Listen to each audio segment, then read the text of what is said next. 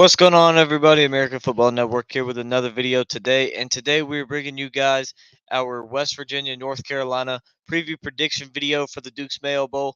But before we get started, make sure you guys like and subscribe, comment those thoughts and opinions down below. Check out the description for links to our shop, podcast, website, Patreon page, and our college football roundup channel that we do with the football expert. Help me reach that goal of 1,125 subs by the end of December. We appreciate all the support that we've got here recently from you guys as we're only about 23 away from that goal. So let's go ahead and hit that. Make sure you guys check out my prediction videos for the Alabama Michigan game, the Texas Washington game, and the Clemson Kentucky game. But let's go ahead and jump into today's video. Here we got a good matchup. I think this is one of the better bowl matchups. Looking at it, here in the Mayo Bowl between, like I said, the Tar Heels and the Mountaineers. It'll be December 27th at 5:30 on ESPN for those of you wanting to tune into it.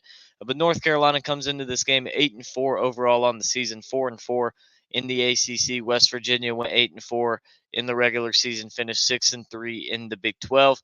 Um, you look at the opt outs and the NFL draft guys and the transfer portal for these teams. For North Carolina, they'll be without Kamari Morales, tight end. He got 327 snaps this year. Tyshawn Chapman, 75 snaps at wide receiver this year. Andre Green for them, wide receiver. He got 56 snaps on the year, but he last played in week 10. Cornerback Tayon Holloway, 349 snaps for him on the year. Kedrick Bingley Jones, the defensive tackle, 56 snaps on the year for him. Sebastian Cheeks, 15 snaps for him, linebacker. Jefferson Boaz only threw one attempt. He will still play in the bowl game, although he is planning to transfer. And DJ Jones had 15 tackles on the year at defensive back. He will also still play in the bowl game. You look at guys that are going to be going on to the NFL draft for the Tar Heels, headlined by the Drake May, as he's probably going to go as a first or second round pick. You would imagine probably going to go in the top 15 picks of the draft, probably top 10. It kind of depends on his combine that he has, but he's one of the top quarterback prospects and just player prospects in the NFL draft this upcoming season. So no surprise that he entered. As backup, Connor Harrell will start. Then you got linebacker Cedric Gray. He's opted out, headed to the NFL draft. Offensive lineman Corey Gaynor, about I think it was 3 or 4 hours ago, announced he was headed off to the NFL draft. So they'll miss him. And wide receiver Tez Walker is going to the NFL as well, along with defensive lineman Miles Murphy, but he will still play in the bowl game. You look at some injuries for the Tar Heels. Tight end John Copenhaver, he will be out missing the bowl game due to injury. Defensive back Will Hardy had one pass breakup on the year. He will be out. Elijah Huzzy had 3 picks, 6 pass breakups at defensive back. He will be out. Brian Nesbitt, the big tight end, he's their third leading receiver on the season. He will be out. Had 41 catches on the year for the Tar Heels. And offensive lineman Zach Rice will also miss the bowl game due to injury. Not only that, starting receiver Nate McCullum, he was their fourth leading receiver, 39 catches for 428 yards this season. He didn't play in the final game with a lower body injury, so we'll see if he's able to come back for the bowl game. You look for the Mountaineers, wide receiver Cortez Brom going to be out. Jeremiah Aaron, wide receiver, gone. Jashawn Polk, wide receiver, gone to the transfer portal. Safety Christian Stokes also entered in, along with safety Hershey McLaurin. Cornerback Andrew Wilson Lamp, he's gone. Defensive lineman Mike Lockhart, who had 2.5 sacks this season, he's headed to the portal. Justin Johnson Jr. had 38 carries. He's going to the portal. And then you got linebacker Lance Dixon. He had 11 tackles. He's going to the portal as well. You look at some injuries for the Mountaineers. They only had one guy enter into the draft, and that's Zach Frazier. He was going to play in the bowl game, but he's going to miss it due to injuries, having surgery. He will be gone and miss the bowl game. And wide receiver Devin Carter also injured, unsure if he's going to be able to play or not. 483 snaps on the season, been their leading receiver all year, over 500 yards.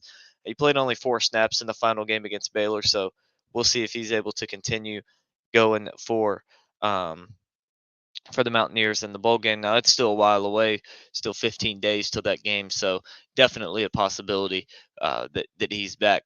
But now for my biggest three factors for this game, number one is Garrett Green. I mean, yeah, obviously he's a factor because West Virginia has their quarterback, North Carolina does not. That gives them a pretty big advantage for them to have their quarterback. Um, Especially when you consider that North Carolina doesn't. Like that's a big loss for a team, especially like North Carolina when you add in all the other pieces they've missed. But Garrett Green, he's got to play a good game, which I think that he will. He's played pretty good all season long. Um, and I expect him to play good here too, especially against the North Carolina defense that's losing a lot of pieces and players for this game. I expect Garrett Green to have a big game. I think he'll control the offense and just run it to perfection like he usually does week in and week out. I think he's going to have another good game, and I think that could be one of the keys to helping West Virginia win this game. But just the biggest one is the fact that he's playing in the game and Drake May isn't. That really helps him out a lot. Number two is the West Virginia run game. Going to be a mix of Garrett Green at quarterback and CJ Donaldson at running back, as well as some other guys getting in the mix. But you want to see West Virginia be able to run the football because if they're able to consistently move the football on the ground, that's going to keep that uh, North Carolina offense on the sideline, going to wear down their defense. And I think that that's kind of the key in the way of attacking North Carolina in this game is to just wear that defense out with the run game. That's also what West Virginia tends to do best. So they're going to put an emphasis on that, going to try and run the ball, wear North Carolina's defense down, put pressure on their offense. But on the flip side, if you're North Carolina defensively and you're able to stop that run game, that's huge for you because now you've stopped their best attack offensively. You're keeping your offense fresh and your defense fresh. You're giving the offense some momentum. Just the whole team morale will be up. So that West Virginia running game, whether it's on or off, is going to be one of these keys to the game if they're able to move the football on the ground or not. And number three is Omarion Hampton and British Brooks. I think they're the third factor in this game because again, Drake May's quarter is going to be gone. The backup quarterback will be in Connor Harrell. So they're going to have to really rely on these two workhorses at running back to really run this offense because they're not just missing Drake May, they're also missing Tez Walker, their top wide receiver. They're missing, I mean, basically every tight end on the roster. They got Copenhaver and Nesbitt out with injury. Not only that, they're missing Kamari Morales. That's 327 snaps from Morales. That's their starting tight end in Nesbitt, and another guy who added in 18 catches on the year in Copenhaver. So as I'm looking through here, I really don't think that they only have one other tight end who has a catch all season long, and that's Deems May. He has one catch for 12 yards. So it's a thin area for the Tar Heels for sure in this one after some injuries and some transfers.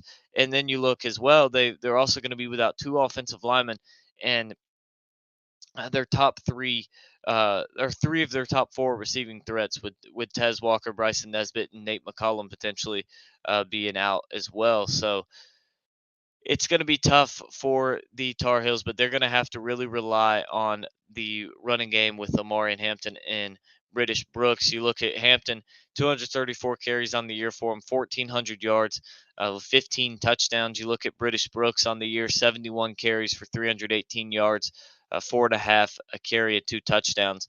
And that's another thing. They're also losing their third or their second rusher in Drake May as well. It's shot this through the air. He's also got in a lot of work on the ground with 112 carries. But Connor Harrell, they've put him in. They've let him run the football a lot. 5 carries for 50 yards. 10 is his average, but he has a 61-yard run, touchdown run. So he could factor in on the ground as well. I don't think they're really going to have to change the offensive system as much around him. It definitely could be worse. Through the air, he's 4 of 6 for 71 yards and a touchdown. But I think again that it's going to have to come down to Amari Hampton and British Brooks, so because they're going to have to establish a running game for this guy. They're going to have to give him time to throw. They're not going to be able to win this football game if they're in a situation where the running game is not working and West Virginia just knows a pass is coming, and they're just pinning their ears back and coming after him and attacking him. So I think if North Carolina can establish a run game, they'll be in pretty good shape offensively. And Hampton's a beast. He's going to be a tough guy to stop. I fully expect him to run for at least 100 yards in this game. I think that he's going to have a big game, averaging over 100 yards a game on the year. So, it's going to be a tough task for that West Virginia defense to stop him. But now on to my score prediction for this game as we take a look. West Virginia comes in favored by 5.5 points in this game, and I have them winning. I have them winning by 14, 37-23. I just think with North Carolina, their defense isn't very good. They lose their leader in Cedric Gray off of it. They come in offensively. They're just missing so much. I mean, they have probably one scholarship tight end, if he's even on scholarship, left on the roster. You look at your running backs, you're going to really have to rely heavy on them. You're missing, your top receiving threat, maybe your second best receiving threat. And then you also look to you're missing your third with Nesbitt at tight end. You're missing some offensive line pieces. You're missing a lot in your secondary. Like it's not going to be good for North Carolina. And West Virginia doesn't really lose a whole lot. I mean, the starting center and Zach Frazier being gone is a big loss, and potentially if Devin Carter isn't able to come back and play as well, being their best receiver. But I still think at the end of the day, they're in some better shape than what North Carolina's in. They at least have some areas to work with offensively. But I think it's going to be a good game. Again, I think West Virginia scores that second touchdown to make it a 14-point lead, later in the game in the fourth quarter. Like, I think it's going to be a closer game. I think it's going to be a hard fought game. And I think it's going to be a fun, entertaining game to watch. And we'll see if Neil Brown or Mac Brown decides to get the Duke's Mayo dumped on their head after the game. Um, that is always one of the more interesting things that comes out of the Duke's Mayo Bowl. But that wraps up today's video. Make sure you guys like and subscribe. Comment those thoughts and opinions down below. Let me know what you guys thought of today's video. And again, your score predictions. Help me hit that goal of 1,125 subs by the end of December. Appreciate all of you guys watching, and we will see you next time.